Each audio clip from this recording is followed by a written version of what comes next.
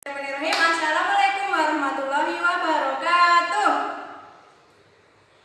Semangat pagi anak-anak. Gimana kabarnya hari ini? Alhamdulillah sehat semuanya ya. Hari ini ada yang nggak berangkat? Hadir semuanya ya. Alhamdulillah. Nah anak-anak, sebelum memulai pembelajaran, mari kita awali dengan membaca basmalah bersama-sama.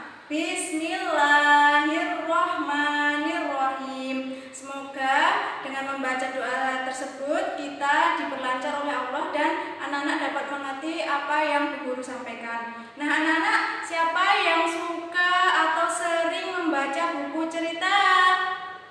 Nah tahu nggak anak-anak kalau buku cerita itu termasuk dalam buku sastra? Betul, anak-anak tahu nggak unsur-unsur yang terdapat dalam cerita? Belum tahu? Nah anak-anak, hari ini kita akan mempelajari mengenai buku sastra dan unsur-unsur cerita. Nah tujuan pembelajaran kali ini, Bu Guru harap dengan membaca anak-anak dapat menjelaskan isi dari cerita tersebut, unsur-unsur ceritanya, dan dapat mengemukakan pendapatnya mengenai amanat atau pesan moral dalam sebuah cerita tersebut. Nah anak-anak, kita akan mempelajari mengenai buku sastra. Anak-anak, buku sastra itu meliputi yang pertama buku cerita, yang kedua buku dongeng, yang ketiga buku puisi, dan yang keempat ada novel. Selanjutnya kita akan belajar mengenai unsur-unsur dalam cerita atau dongeng. Yang pertama ada tema, yang kedua alur, yang ketiga tokoh, yang keempat latar, yang kelima amanat atau pesan moral. Nah anak-anak sudah tahu belum apa artinya tema, alur, latar, tokoh, dan amanat? Kalau belum, kita akan pelajari selanjutnya. Nah yang pertama yaitu tema. Tema dalam cerita yaitu gagasan utama atau dasar cerita yang ditampilkan dalam cerita. Misalnya ada tema persahabatan, kekeluargaan, budi pekerti, atau keseharian, dan sebagainya. Oke, selanjutnya yang kedua ada alur. Alur yaitu rangkaian peristiwa dalam sebuah cerita. Nah, alur itu terbagi menjadi tiga, yaitu alur maju, yaitu rangkaian peristiwa dalam sebuah cerita akan maju waktunya atau menceritakan kejadian hari ini. Selanjutnya alur mundur yang menceritakan kejadian pada masa lalu atau yang pernah dilaluinya. Selanjutnya alur campuran yaitu rangkaian peristiwa hari ini dan sekarang atau juga menceritakan waktu yang pernah dilalui tokoh dalam cerita tersebut. Selanjutnya mengenai latar. Latar yaitu tempat atau waktu terjadinya peristiwa dalam sebuah cerita. Nah, latar terbagi menjadi tiga, yaitu latar tempat, contohnya misalnya di hutan, di istana, di sekolah, di kelas, dan sebagainya. Yang kedua latar waktu, contohnya misalnya pada zaman dahulu, 2 tahun yang lalu, dan sebagainya. Yang ketiga ada latar suasana, misalnya senang, bahagia, sedih, takut, dan sebagainya. Selanjutnya ada tokoh. Tokoh yaitu pemeran dalam sebuah cerita. Nah tokoh berdasarkan sifatnya terbagi menjadi tiga, yaitu tokoh protagonis yaitu tokoh yang berwatak baik. Yang kedua tokoh antagonis yaitu tokoh yang berwatak jahat. Kemudian tokoh yang ketiga tokoh tritagonis yaitu tokoh penengah antara tokoh baik tadi dan tokoh jahat. Nah tokoh berdasarkan perannya terbagi menjadi dua, yaitu tokoh utama atau tokoh yang sering muncul dalam cerita.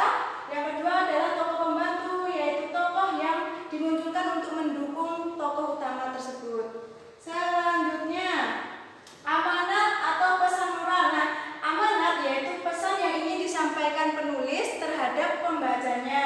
Nah untuk mencari amanat, anak-anak harus membaca ceritanya dari awal hingga ke akhir. Nah amanat dalam sebuah cerita biasanya mempunyai ciri-ciri. Yang pertama amanat selalu baik. Penulis cerita selalu memberikan pesan baik untuk dicontoh pembacanya. Yang kedua amanat pesan moral biasanya dapat diketahui pada akhir cerita. Nah selanjutnya amanat atau pesan moral dapat dilihat dari sifat tokoh utama. Nah anak-anak, sekarang Bu Guru tugaskan untuk anak-anak membaca buku paketnya halaman 183 hingga 184. Bu Guru kasih waktu 10 menit cukup ya anak-anak ya. Oke, silakan. Selesai semua membacanya? Alhamdulillah sudah selesai. Nah sekarang Bu Guru akan memberikan anak-anak LKPD untuk dikerjakan. dikerjakan. Bu Guru kasih waktu 5 menit ya, karena tadi sudah membaca. Silakan dikerjakan. Nah, sudah selesai semua mengerjakan LKPD-nya? Alhamdulillah sudah selesai. Nah, sekarang kita akan membahas LKPD yang sudah anak-anak kerjakan tadi secara bersama-sama. Yang pertama, soal yang pertama tadi, siapakah tokoh utama dalam cerita yang anak-anak baca tadi? Iya, benar sekali, si Kulub. Kemudian yang kedua, latar tempat yang terdapat pada cerita tersebut adalah di mana? Betul sekali, ada di desa.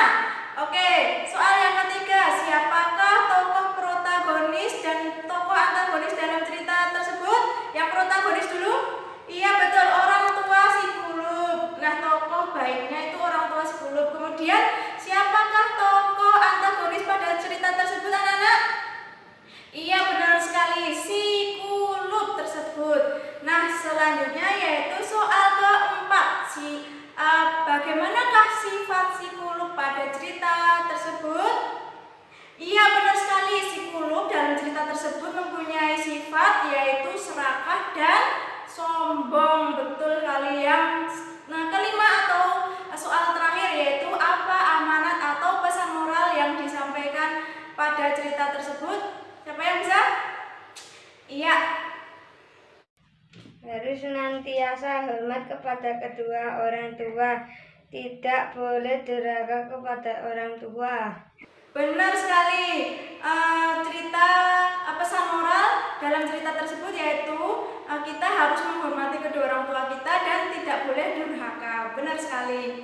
Alhamdulillah anak-anak kita sudah selesai belajarnya. Nah, tadi kita sudah mempelajari mengenai buku sastra yang meliputi buku cerita, buku dongeng, buku puisi, dan juga novel. Nah, unsur-unsur dalam cerita yaitu ada tema, alur, tokoh, kemudian latar, kemudian amanat atau pesan moral. Nah, untuk pembelajaran yang akan datang kita akan mempelajari mengenai pantun. Ada yang mau ditanyakan, anak-anak? Tidak? Oke, jika tidak ada yang mau ditanyakan, kita akhiri dengan membaca hamdalah bersama-sama. Alhamdulillahirabbil alamin. Sekian yang dapat Bu Guru sampaikan, kurang dan lebihnya mohon maaf. Wassalamualaikum.